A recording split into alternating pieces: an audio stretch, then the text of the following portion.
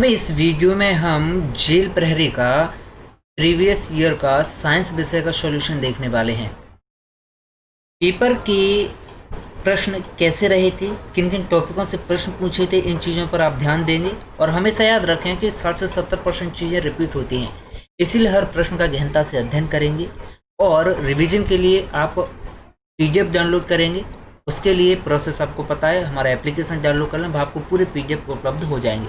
देखिए, प्रश्न है कि वह प्रक्रिया जिसमें किसी पदार्थ में से विद्युत धारा प्रवाहित करने पर जिसके द्वारा पदार्थ में रासायनिक परिवर्तन होते हैं उसे क्या कहते हैं? तो भाई इसे कहते हैं विद्युत अपघटन। क्या कहते हैं इसे? विद्युत अपघटन कहते हैं। अब बात आती है विद्युत अपघटन क्या होता है। तो भाई वही तो है, पूरी डेफिनेशन लिखी हुई है, ऊपर पढ़िएगा विद्युत अपघटन क्या होता है। तो विद्युत अपघटन एक ऐसी प्रक्रिया होती है जिसमें किसी पदार्थ में से आप विद्युत धारा प्रवाहित करें तो उस पदार्थ के द्वारा क्या है, पदार्थ में रासायनिक परिवर्तन उत्पन्न होते हैं। जैसे आप विद्युत धारा उत्पन्न करेंगे तो पदार्थ में क्या है भाई, रासायनिक परिवर्तन उत्पन्न होते हैं, वही विद्युत अपघटन है। आगे बढ़ते हैं अगले प्रश्न की ओर। प्रश्न है कि बड़ी आंत्र अवशोषित करती है क्या? बड़ी आंत जो होती है वो क्या अवशोषित करती है? जल, पचित प्रोटीन या फिर पचित भोजन या सेल्यूलोज। तो भाई वो जल को जो है अवशोषित करती है बड़ी आंत। अगला प्रश्न है कि गुरुत्व के कारण चंद्रमा की सतह पर त्वरण कैसा है? तो भाई गुरुत्व के कारण चंद्रमा की सतह पर त्वरण लगभग पृथ्वी की सतह के निकट का 1/6 गुना है। ओके।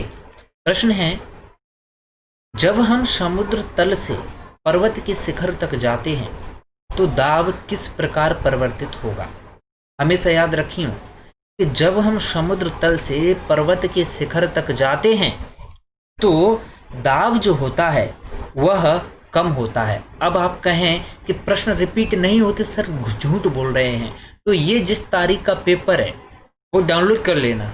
ओके। और चाहे वीडियो देख लेना, उतना परेशान मत होना कि हम वही प्रश्न ले रहे हैं पूरे। इससे पहले वाला वीडियो देखना, भाग 12। ओके, भाग 13। कितना? भाग 13। ओके।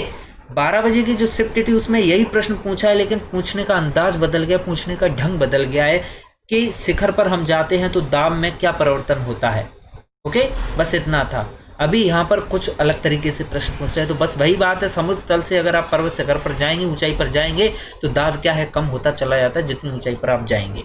आगे बढ़ते हैं। अगला प्रश्न है, यीस्ट का उपयोग किसके उत्पादन में होता है? हमेशा याद रखना कि यीस्ट का जो है उपयोग वो एल्कोहल के उत्पादन में होता है। Is that clear? आगे बढ़ते हैं। प्रश्न है कि स्तनियों में मादा द्वितीयक लैंगिक लक्षण कौन से हार्मोन के द्वारा विकसित होते हैं? स्तनियों में मादा द्वितीयक लैंगिक लक्षण जो होते हैं ना भाई, वो एस्ट्रोजन हार्मोन के द्वारा विकसित होते हैं। कौन सा? एस्ट्रोजन हार्मोन है। प्रश्न है कि एक दूरी सदैव धनात्मक होती है। क्या है? एक दूरी भाई हमेशा धनात्मक ही होती है। प्रश्न है कि स्थिर विद्युत जो है वो प्रवाहित नहीं होती है। ओके, विकल्प डी इसका सही जवाब होगा। देखिए, दो चीजें, स्थिर विद्युत प्रवाहित नहीं होती है और एक दूरी जो होती है वो सदैव कैसी होती है? धनात्मक होती है। हमेशा याद रखना। प्रश्न है कि निम्न में से कौन सा नेत्रहीन छात्र द्वारा अम्लीय क्षार सूचक के रूप में उपयोग किया जा सकता है? तो भाई नेत्रहीन छात्र के द्वारा अम्लीय क्षार सूचक के रूप में यूज किया जा सकता है वनीला आशा। क्या है भाई इसका जवाब? विकल्प डी।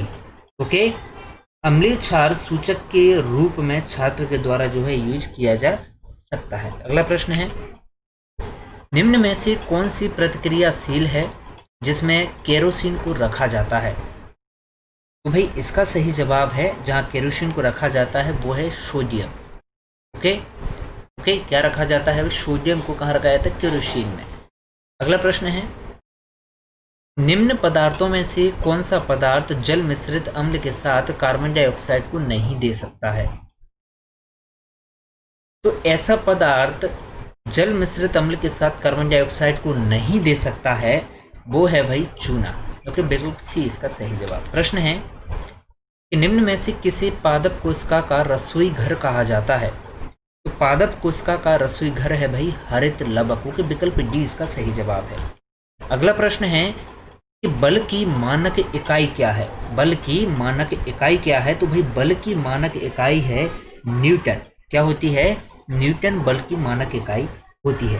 तो भाई पर ऊपर क्या था, हमने क्या प्रश्न देखा था? पादप का रसोई घर, पादप का रसोई घर क्या था भाई? हरित लवक। ओके, आगे बढ़ते हैं। प्रश्न है कि पृथ्वी सतह के समीप वायु ऊपर उठती है और कौन सी वायु नीचे आती है? हमेशा याद रखना, पृथ्वी सतह के समीप जो है वो गर्म वायु, कैसी गर्म वायु तो कहाँ भाई? ऊपर उठेगी और ठंडी वायु नीचे आएगी। ओके, आगे बढ़ते हैं। प्रश्न है अंडे का आवरण किससे बना हुआ होता है? वेरी वेरी इंपॉर्टेंट प्रश्न, वेरी वेरी इंपॉर्टेंट।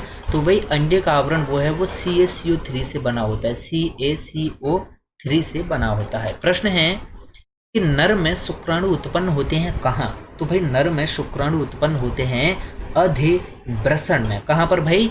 अधिवृषण में उत्पन्न होते हैं। प्रश्न है कि मानव का सेम आकृति का उत्सर्जी अंग कौन सा है?